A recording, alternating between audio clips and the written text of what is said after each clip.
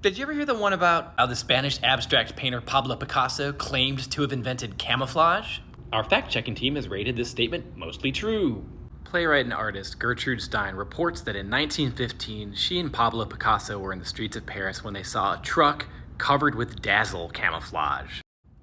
As a form of optical misdirection, dazzle camouflage was a new form of painting used specifically on vehicles, especially at the outset of World War I, when Picasso and Stein saw this. Picasso looked on and saw the influence of the Cubists. He said, "Look, we invented that."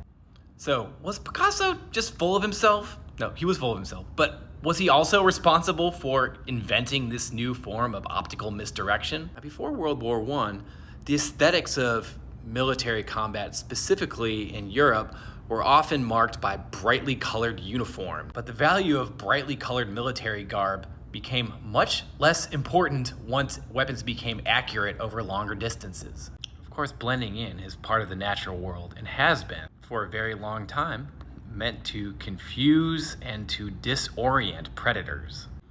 But it was this artist, the French painter Guillaume de Scevola, who first came up with the idea of using these adaptations from nature to help disguise and distract would-be shooters from damaging and killing military equipment and soldiers. In fact, de Scevola said that he was inspired by the Cubists and their multiple perspective approach to painting when he invented camouflage in the first place. When Germany's U-boats began a submarine campaign of unrestricted warfare on Atlantic shipping, dazzle camouflage came into its own. Painted at odd skewed angles, the intention of this sort of camouflage is meant to keep a person looking through a periscope from being able to tell the exact bearing of a ship, therefore making it hard to get close enough to shoot accurately with a torpedo.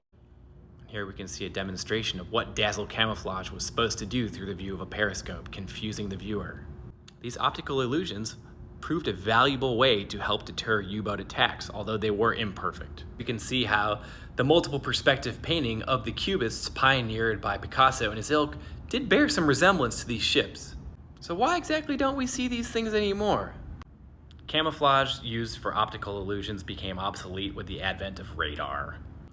When it comes to disguising soldiers, however, camouflage remains just as important as ever.